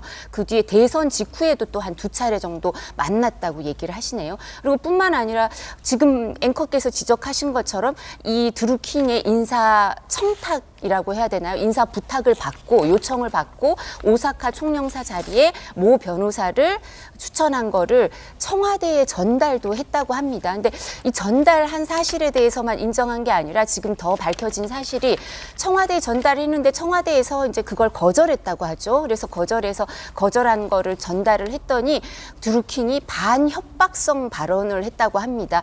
그래서 그게 이제 대선 이후의 일들인데 올해 3월에 백원우 민정비서관이 그 인사 청탁, 인사 요청의 대상이 된 변호사를 직접 면접도 했다고 합니다. 그러니까 사람들이 이상한 게 김경수 의원이 뭐 열린 시스템이니까 얼마든지 인사를 그냥 추천할 수 있다고 하는데 본인이 직접 아는 변호사도 아니고 그 오사카 총영사라는 자리는 일본에 있는 제1교포들이나 아니면 이제 뭐 상사 주재원이나 우리나라 거기 주재하는 사람들 입장에서는 아주 중요한 자리거든요. 네. 이렇게 또 관할도 지역도 크고.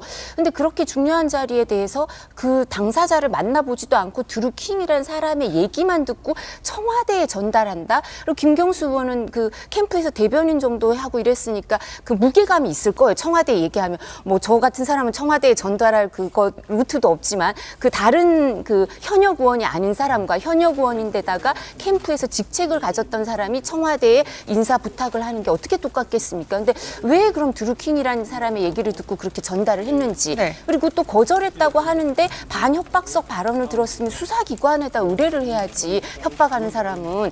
근데 왜 백원우 민정비서관이 그 인사청탁의 대상인 변호사를 만나기까지 하는지 그러니까 풀리지 않는 의문이 계속 네. 생기는 것 같아서 그 기자회견을 한 보람이 별로 없는 것 같습니다. 보면은 이진수 소장님 반론 있으십니까? 글쎄요, 뭐 반론이라기보다는 이제 조금의 각도의 차이라고 말씀을 드리겠는데 이제 뭐 사실관계는 좀 더 조사를 하면은 뭐 밝혀질 이야기입니다만은 새 정부가 들어서 가지고 그 오픈 시스템이라고 이제 자칭 그렇게 말씀하시는데 여러 사람들에게 좋은 사람을 추천을 받은 건 사실입니다. 그래서 뭐 의원들 통해서도 그렇고 여러 정말로 정부에서 일할 수 있는 좋은 사람이라고 한다면은 누구든지 추천을 하라라고 하는 식으로 직간접적인 내용을 계속해서 이야기를 하셨었고 아마 그 가운데 이제 이것도 약간의 단어의 뉘앙스의 차이인데 청탁이냐 인사 추천이냐 이것을 명확하게 긋는다는 건 사실 어렵습니다. 어렵죠? 사실적으로 네. 현실적으로 보면 그래서 아마 드루킹이라는 사람을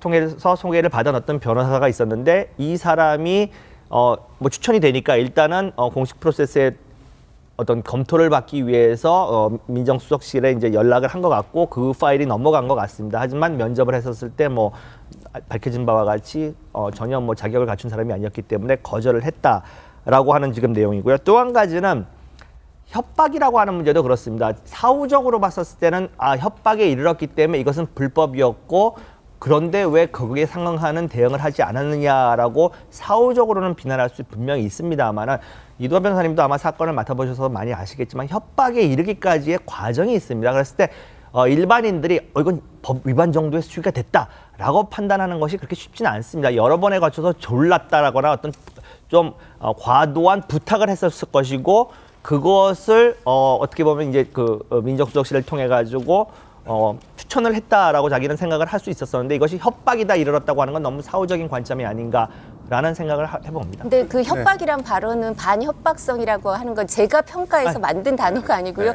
김경수 의원이 그렇게 말씀하셨어요. 그러니까 일반인들의 시각으로 봤었을 때 반협박성이라고 느꼈지만 그것이 위법성을 이룰 정도에 되느냐는 사실 어렵기 때문에 그 상황에서 경찰에 신고하거나 내지는 다른 사정기관에 갔을 정도의 결심을 하기는 어려웠을 수도 있다라는. 그렇게 말씀하신 건 이해는 되는데요. 그러면 그러고 나서 반협박성 발언을 받아서 다시 이제 민정수석실에서 백원우 비서관이 왜 만났는지 그게 이해가 안 돼요. 어떤 내용을 얘기를 하길래 민정비서관이 나서서 만나주는지 그게 이상해요. 아니, 그러니까 추천이 됐기 때문에 공식적으로 그 당시에 백원우 비서관이 검토했던 파일이 200개, 300개가 넘는다고 합니다. 거절하고 나서 예. 그리고 다시 면접을 한 게 이상하다고. 아니, 그러니까. 면접이 한 제가 한마디만 3월에 좀 얘기해드리면 이루어졌죠. 애당초에는 오사카 총영사를 제안했던 건 인사수석실을 얘기를 하지 않습니까? 네.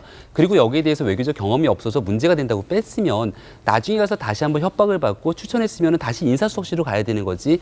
만약에 이 사람이 외교적 경험이 아니라 뭔가 다른 것들에 대한 문제가 있으면 민정에서의 검증이 필요한 건데요. 저는 이게 사실은 오비 일학이라고 시점상으로 너무 교묘한 측면들이 있어서 이 부분은 청와대가 좀 짚고 넘어가야 됩니다. 왜냐하면 이 드루킹에 대한 수사가 의뢰되는 게 1월 달입니다. 그리고 나서 경찰이 본격적으로 수사에 들어가는 게 2월 달에 들어가죠. 3월 21일에 결국은 이 드루킹에 있는 파주 출판단지에 가서 급격하게 압수수색을 하고 체포를 하게 됩니다. 3월 21일이에요. 근데 지금 백원우 수석이 만났다고 하는 시점은 3월이라고만 표현되지 언제인지 날짜가 나오지 않습니다. 그리고 여기에 대해서 오사카 총영사를 누구를 임명하는지를 본다라고 이 드루킹이 협박적인 메시지를 보냈던 게 3월 말 정도로 추정이 되는 거거든요. 그와 같은 상황이라면 사실 민정이라고 하는 기관은 인사검증에 담당을 하기도 하지만 사정기관을 총괄하는 역할을 합니다. 2월 말부터 3월 달까지 드루킹에 대해서 은밀하게 수사가 진행되고 압수수색에 들어가기 직전의 상황에서 드루킹이 인사청탁하고 관련돼 있는 사람이 또 변호사지 않습니까? 그 사람을 민정비서관이 실질적으로 청와대에서 만났다라고 하는 시점 자체가 굉장히 교묘하게 얽혀있기 때문에 정확하게 몇 월 며칠에 만났고 무슨 얘기를 나눴는지를 적극적으로 해명해야 더 이상의 의문이나 의심이 생기지 않을 것 같습니다. 요거를 보면서 김경수 의원이 요즘에 열심히 이렇게 기자들한테 설명을 하다 보니까 앞뒤가 좀 안 맞는 얘기들이 나오는 거 아니에요? 어떤 포인트들을 잡으셨습니까? 그러니까 예를 들어서 어저께 한 얘기는 지금 현재 인사 부탁을 받아서 오사카 총영사 부탁을 받아가지고 청와대에 이야기했고 좀 면접이 이루어졌다 하는 거를 밝히지 않았습니까? 근데 그게 보면 대부분 올해 2월, 3월 사이에 벌어진 일이거든요. 근데 처음에 이 사건이 터졌을 때 첫날 기자회견에서 뭐라 그랬냐면 지금 현재 이 드루킹이라는 사람이 1월 중순쯤에 그 소위 남북 단일팀에 대한 댓글을 추천수를 올리는 조작을 한 게 1월 한 중순 정도 되는데 그때 그게 내 부당한 인사 요구를 내가 들어주지 않자 매크로라는 이용해서 딴짓을 했다라는 식으로 했는데 그러면 그때는 지금 인사 부탁이 오고 이렇게 작업이 이루어진 게 2, 3월인데 그 시점이 좀 앞뒤가 안 맞다는 그런 느낌이 드는 게 있고요. 또 하나는 내가 또 생각할 때 뭐냐 하면 요즘에 청년 실험 시대에서 지금 인사 추천이나 과연 좋은 말로 하면 인사 추천이고 나쁘게 말하면 인사 청탁과 인사 로비인데 네. 과연 그 경계선이 어디냐. 그런데 지금 현재 강원랜드 사건 같은 경우에 국회의원들이 인사 청탁이나 추천을 했다가 지금 그거로 구속영장이 청구되니까 지금 부당한 땀 추천과 청탁을 어떻게 나누시겠습니까? 예, 그래서 그런 일이 있었기 때문에 네. 이번에 청와대에서도 이 선거 때 도와줬다 그래서 이렇게 할 때 이러한 거를 인사 추천은 청와대에서 할 수 있다고 돼 있어요. 그렇다면 저는 이걸 투명하게 하기 위해서는 인사 추천도 실명제로 이루어져야 된다. 저는 이렇게 생각을 합니다. 보면은 이제 인사수석실하고 민정수석실 두 군데가 등장을 하잖아요. 그래서 이제 뭐 기사 쓸 때도 사실은 김경수 의원이 헷갈렸나 싶었는데 크게 문제는 안 됩니다. 그러니까 인사수석실은 일반적으로 인사와 관련돼서 행정적인 거나 절차적인 거를 하는 거고 민정수석실은 인사와 관련된 검증과 기타 등을 살펴보고 있어요. 그래서 처음에 인사수석실에 추천을 했고 거기에서 잘 안 되고 나서 문제 제기를 하니까 한번 만나봐라 했을 때 그게 아무래도 백원우 비서관이 아무래도 권력하고도 정권하고도 관련이 꽤 깊으니까 어느 정도 책임 있는 사람이 나온다고 봤을 때는 민정수석실에 민정비서관이 나와서 연풍문이라고 이제 민원실 접견실에서 2층에서 만난 거예요. 그래서 추천된 변호사를 만나서 얘기를 한번 나눠본 거고 나눠보니까 그래도 뭐 안 되겠다라고 해서 그냥 돌려보냈다는 취지이기 때문에 청와대 입장을 100% 지금 설명을 드리는 겁니다. 그렇게 봤을 때는 크게 뭐 민정수석실이든 인사수석실이든 크게 문제는 안 될 것 같은데 한 가지 그냥 짚고 넘어가야 될 대목은 청와대가 1년에 김기식 원장 건서 지금까지 보면 아까도 말씀하셨지만 사실 과정은 중요치 않고 결론만 놓고 봤을 때 문제가 안 된다라는 식의 해명들이 많아요. 그래서 김기식 원장 같은 경우에도 그 피감 기관의 해외 출장이 이제 실패한 로비다 이런 식으로 설명을 하면서 문제가 안 된다고 얘기를 했고 그다음에 이 검증도 어떻게 보면 실패한 검증이면 문제가 안 되는 겁니까? 라고 또 문제 제기를 할 수도 있고 이번 같은 경우에는 그러면 실패한 청탁이기 때문에 문제가 안 된다라고 할 수 있는 건지 그런 부분에 있어서는 명확히 좀 짚고 넘어가야 될 대목인 것 같아요. 네, 김경수 의원은 결국 그러면은 이번에 논란이 된 댓글은 바로 올해 1월에 벌어진 일이었지만은 대선 때 전부터 이제 알고 있었다는 거잖아요. 대선 때 그렇다면은 어떻게 이 드루킹이 어떤 일들을 벌였을까요? 여기에 대해서 물었을 때 김경수 의원은 이렇게 대답을 했습니다. 들어보시죠. 그걸 일일이 제가 확인할 수 없습니다. 자기들이 그러니까 자발적으로 문 후보를 지지하기 위한 여러 가지 온라인상에서 활동들을 하지 않습니까? 참 뭐 이게 좋은 기사를 퍼날르기도 하고 그 기사가 순위에 올라갈 수 있도록 적극적으로 참여도 하고 그런 활동들이 이루어졌을 거라고 저는 그렇게 추측을 했습니다. 그러니까 이 시점에서 정확하게 이제 경찰 수사 중간 결과를 발표했을 때 명확하게 할 대목은 문자가 굉장히 많이 왔다 갔다 하는데 시점을 구분을 확실하게 해야 돼요. 2016년부터 한 1월 전까지는 한 30 몇 차례만 문자가 왔다 갔다 한 거예요. 일반 채팅방을 통해서.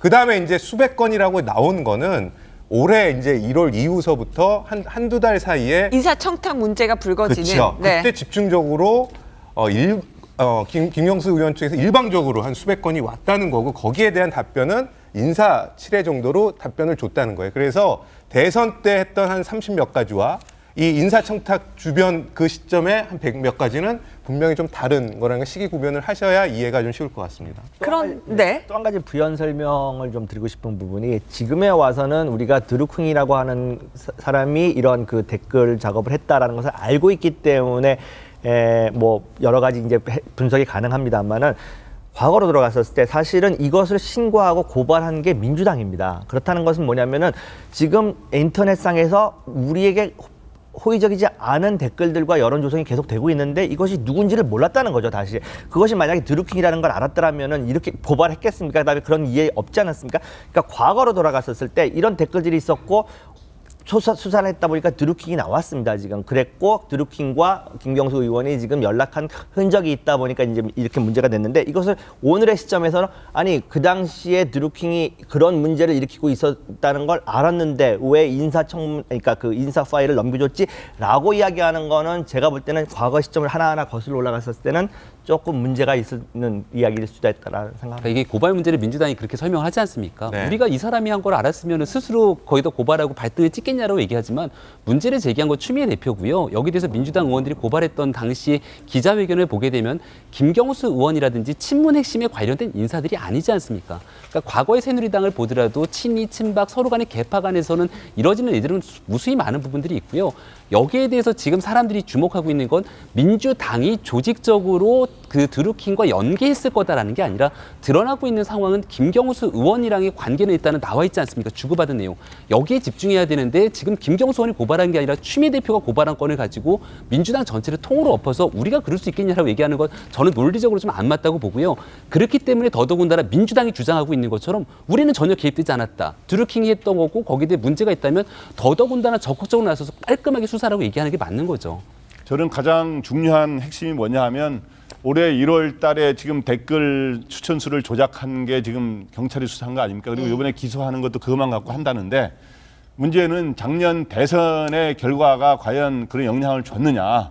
작년에 대선 경선 과정에서 영향이 있었느냐인데 만났다는 게 당년 대선 경선 전인 2016년 중반부에 찾아와서 만났다는 거거든요. 김경수 의원을. 네. 그러면은 근데 문제는 작년에 대선 과정에서 선관위가 불법 선거운동을 하는 사람들이 있다라고 신고를 받고 선관위가 조사가 쉽지 않자 검찰에 고발을 했는데 검찰이 나중에 이거를 가을에 가서 무혐의 처리를 했다는 거죠. 과연 그 점에서 왜 검찰이 무혐의 처리를 했고 그 과정에서 어떤 일들이 있었는지가 굉장히 저는 중요한 포인트라고 보고요. 근데 현재 보면은 불법에 대해서는 여러 가지가 있을 수가 있는데 만약에 대선 과정에서 불법이 있었는지 없었는지 알 수가 없느나 객관적으로 봐야 됩니다. 그런데 그때 어떻든 170대의 전화가 있었다는 사실도 굉장히 주목할 필요가 있고 근데 여기에서 댓글 부대를 운영한 것도 불법이 됩니다. 그리고 또 하나는 상대를 명예훼손한 것도 불법이 되고 자금 지원 받은 것도 불법이 되고 또 한 사람이 추천수를 너무 조작을 한다든가 남의 아이들을 이용한다든가 이런 것도 불법이 되기 때문에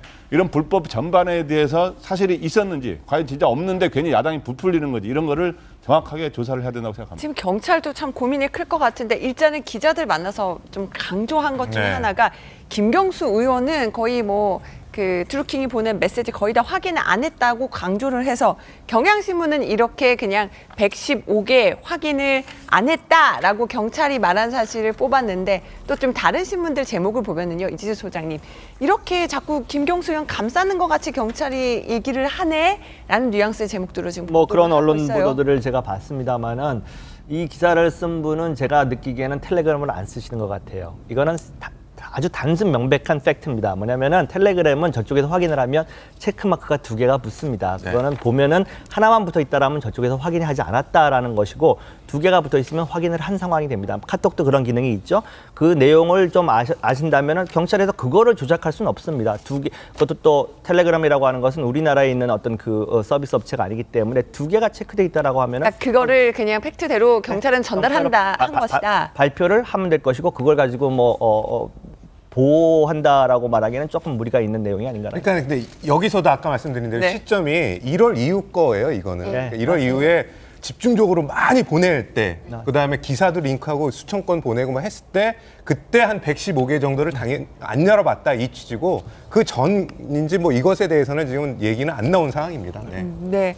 보니까요, 지금 김경수 의원 논란에 관련해서는 저희가 이렇게 짚을 기사들이 굉장히 많고 또 하루하루가 또 다른 팩트들이 쏟아져 나오고 있기 때문에 저희도 다양한 시각의 의견을 또 철저하게 검증해서 전해드리도록 하겠습니다. 자, 오늘 화요일이죠. 매주 화요일마다 찾아오는 코너입니다. 사회면 비하인드. 오늘도요, 동아일보 사회부의 조동주 기자와 함께하겠습니다. 어서 오세요. 네, 안녕하세요. 조 기자, 저 어제 오후에도 깜짝 놀란 소식이 있었어요. 사실은 최근에 초등학교에서 인질 사건이 있었는데 이번에는 또 마포의 한 요양원에서 인질 사건이 벌어졌습니다. 어떻게 된 일인가요? 네, 맞습니다. 이제 사건이 벌어진 건 이제 어제 오전 10시 24분경입니다. 이제 그 신모 씨라는 62세 남성이 이제 마포에 있는 한 7층에 위치한 요양원으로 찾아와서 이제 그 떡과 캔맥주를 건네면서 이거를 먹어보라 이렇게 권하고 자기가 써온 유인물을 직접 읽어보라고 이렇게 권했는데 이제 요양원 측에서는 이제 전혀 모르는 사람이 갑자기 나타나서 이제 그런 뭐 권유하는 행위를 하니까 이제 마음만 받겠다 나가달라라고 하니까 이제 뭐 죽여버리겠다라며 화를 내면서 이제 요양원 문을 이제 철사로 이렇게 꽁꽁 묶어서 잠그고 이제 인질 대치극을 벌인 한 3시간 가량 이제 인질 대치극을 벌인 사건이었습니다. 보니까 일단은 다친 분이나 그런 분은 안 계신 거죠. 다행히 잘 마무리가 된 거죠. 예, 그렇습니다. 이제 사건이 벌어진 7층에서는 이제 여성 직원 2분이 계셨는데 이제 사무실 안쪽에서 문을 잠그고 이제 그 뭔가 문을 사이에 두고 대치했기 때문에 이제 다행히 뭐 다치신 분은 없었습니다. 네, 결국은 이 인질극을 벌였던 이 인물은 왜 그랬는지가 가장 궁금한데 기자들도 물었었거든요. 지금 그 신모 씨 목소리 준비가 됐나요? 네, 잠시 들어보도록 하겠습니다. 일주일만 왜 버리신 겁니까? 하실 말씀 없으세요? 내가 나를 위해서 한 게 없어요. 다 돈 주고 산 거지. 그거 다 보시면 그 인터넷에. 네, 들어갈게요. 죄송합니다. 조금 길 좀 비켜주세요. 아니, 그러니까 국민을 위해서다라고 하면서 계속 횡설수설해서 저희가 이제 어떤 취지인지 다 듣지 못했지만은 보니까는 이 그 신모 씨 당초에 이제 그 요양원에 들어갈 때 보니까 사회복지사에게 떡도 주고요. 6장짜리 자필 문건이 있었다고 하더라고요. 그러니까 뭔가 자기가 전달하려는 메시지는 있었던 것으로 보입니다. 네, 그렇죠. 뭐 이제 이런 행위를 한 데는 분명히 다 이유가 있는 건데요. 이분이 주장하는 것은 이제 정부가 노숙자 관련 대책을 마련해야 된다. 뭐 이제 뭐 이런 주장을 한 게 핵심입니다.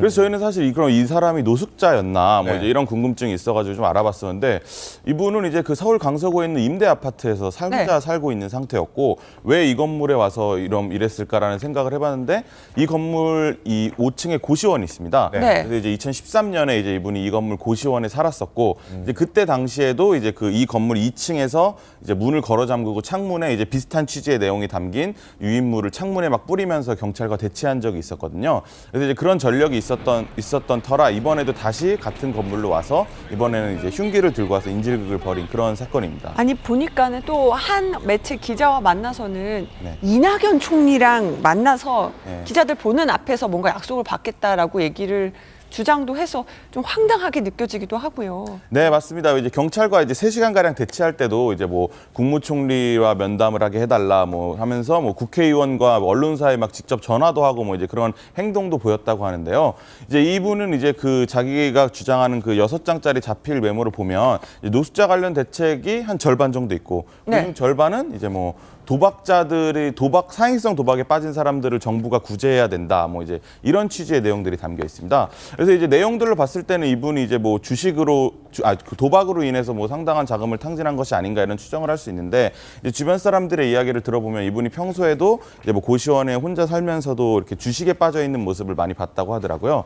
그래서 이제 아무래도 본인이 이제 그런 사행성 뭐 도박이나 이런 거에 손을 댔다가 큰 피해를 본 그런 사례가 아닌가 생각됩니다. 금품을 요구하거나 그런 건 아니죠? 그런 건 전혀 아니었습니다. 이제 그 자필 편지에 보면 이제 자기가 몸이 점점 안 좋아지는데 내가 국민을 위한 사명감으로 이 일을 한다는 취지의 내용이 담겨 있습니다. 아유, 그래도 국민을 위한 사명감으로 이렇게 흉기를 들고 난입해서는 안 되는 건데 경찰도 보면 이렇게 좀 횡설수설하는 진술 때문에 조사할 때도 어려움이 있을 것 같은데 네. 좀 어떤 식으로 좀 처리가 될지 궁금하네요. 네, 맞습니다. 이제 뭐 사실 경찰에서는 이제 그 정신 이상 병력에 대해서는 공식적으로는 이야기하지 않고 있는데 이제 같은 주변에 있었던 건물 사람들 얘기를 들어보면 사건 며칠 전에도 이제 떡을 들고 건물주나 이제 뭐 요양원 원장을 불쑥 찾아와서 뭐 자기가 이 건물에서 회의를 해야 되는데 뭐 회의할 공간을 좀 마련해 줄 수 있냐 뭐 이제 이런 취지의 이야기를 해서 좀 황당해했다는 진술들을 여러 들었습니다. 네, 하지만 어쨌든 인명피해 없이 잘 마무리됐습니다. 마포 요양원에서 벌어진 인질극 얘기를 해드렸고요.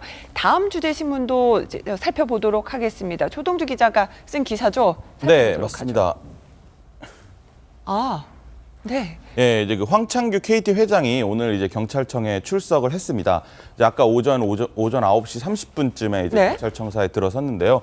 이제 뭐 KT의 총수가 이제 경찰 조사를 받는 건 창사 이래 처음입니다.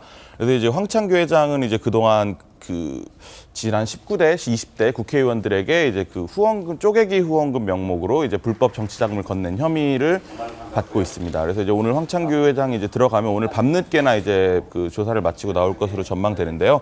이제 이 KT가 이제 그 국회의원을 통해서 로비를 했다는 것의 핵심은 이제 KT가 자회사를 통해서 상품권을 이제 그 접대용 명목으로 이제 법인 자금으로 구입을 한 다음에 그걸 이제 되팔고 마련한 현금을 이제 임직원들 명의로 정치인들에게 이제 쪼개기 후원을 했다는 겁니다. 네. 네, 그래서 이제 어차피 개인당 그 합법적으로 국회의원 한 명한테는 500만 원, 이제 1년에 그 총 모든 국회의원 한 명이 국회의원한테 500만 원, 그리고 한 명이 총 2천만 원을 후원할 수 있는데요. 이제 이 제도를 이용해 가지고 국회의원 한 명당 500만 원씩은 합법적으로 할 수 있는 거니까 KT가 법인 자금을 임직원 명의로 이제 개인 돈처럼 세탁을 해서 정치권에 로비를 했다. 이제 이것이 의혹의 핵심입니다. 저 궁금한 것이요. 이건 이두화 변호사님하고도 함께 풀어봐야 되는데요. 그 연루된 의원, 그러니까 KT가 이렇게 자금을 쪼개서 자금을 전달한 의원이 상당수가 된다는 거예요. 그럼 만약에 이렇게 저것이 사실로 드러난다면 실제로 받은 의원도 처벌을 받게 되는 건가요? 네, 청목회 사건이라고 있었죠. 그전에는 입법 로비라는 게 그 완화다였는데 2010년에 그 행안위 관련 소속 국회의원들한테 청목회라 그래서 청원경찰들 그 모임이 있는데요. 거기에서 그 단체 자금을 마련해서 그걸 38명의 의원들에게 후원을 했었는데 실제 뭐 돌려주거나 아니면 그게 개인 자금인 줄 알고 받았던 사람들은 이제 고의성이 없어서 법 위반이 아니어서 실제 처벌된 거는 그 11명의 국회의원들이 11명의 기소되고요. 네. 대법원에서 유죄 판결을 받았고 또 그 청목회 임원들이죠. 그 주도한 사람들, 불법 자금을 주도한 사람들은 3명은 구속돼서 그분들도 처벌이 됐으니까 이제 이분들은 2014년부터 17년 사이에 자금을 받을 때는 청목회 사건을 다 알고 계시니까 이거를 조금 더 가벌성이 있는 거죠. 네. 가벌성이 있어서 돌려주신 분들도 있대요. 지금 한 100명 정도가 문제가 됐는데 이 중에 법인 자금이라고 의심이 돼서 돌려준 분들도 있다고 하는데 관련 상임위에 있었거나 아니면 법인 자금이라는 걸 알 수 있었던 분들은 뭐 과거 청목회 사건처럼 처벌이 될 수 있는데 형량이 조금 더 높아질 수도 있어요. 네, 보니까요, 뭐 100명 가까이 된다라고 하고 경찰 입장에서도 이게 국회의원들 수사면은 좀 부담을 가질 수도 있을 것 같거든요. 네, 맞습니다. 그래서 국회의원이 90명이 넘기 때문에 이제 경찰은 이제 기준을 정해서 소환을 하기로 결정을 했는데요. 그러니까 이 정치자금법 위반으로 국회의원이 받은 사람이 처벌을 받으려면 이게 법인 자금인 걸 알고 받았어야 됩니다. 근데 이제 KT는 이제 개인 후원금으로 위장을 해서 보냈기 때문에 국회의원들은 당연히 뭐 나는 모르고 받았다 이렇게 주장을 하겠죠. 그래서 경찰도 이제 그렇게 주장할 걸 대비해서 국회의원이 이게 법인 자금인 거 알면서도 받은 정황을 확보한 일부 의원에 대해서 최우선 소환하겠다는 방침입니다. 네, 오늘도요, 저 사회면의 뒷얘기 조동주 기자와 함께 풀어봤습니다. 조 기자, 수고했습니다. 네, 감사합니다. 네, 저희는요, 60초 뒤에 돌아오겠습니다. 네, 오늘 저희가 준비한 노래는요, 재활용 프로젝트의 쓰여지다만이라는 노래입니다. 오늘은 패션업계 부는 새로운 바람을 좀 소개해 드리려고 하는데요. 패션업계, 뷰티업계에서도 이렇게 쓰레기를 줄이자 이런 바람이 불고 있다고 합니다. 영국의 한 백화점 얘기를 해드릴까요? 의류 쓰레기를 산더미처럼 쌓은 파격적인 디스플레이를 공개해서 화제를 모으고 있는데요. 매년 이렇게 과잉 생산되는 옷들로 발생하는 사회적인 문제점을 알리자는 취지로 저렇게 옷더미를 전시를 했다고 합니다. 또 한 패션 업체에서는요, 재생 나일론으로 만든 웨딩드레스를 선보이기도 했는데요. 또 뭐 버려진 우산으로 이렇게 지갑이나 가방을 만들어서 팔고 있다고도 합니다. 이제는 이제 물건을 살 때도 또 버릴 때도 환경을 생각하면서 또 소비를 해야 되겠다라는 얘기들이 많이 나오고 있네요. 오늘도요, 네, 가슴 뛰고 행복한 하루 보내시기 바랍니다. 시청해 주셔서 고맙습니다. 살아있는 너 잠시지만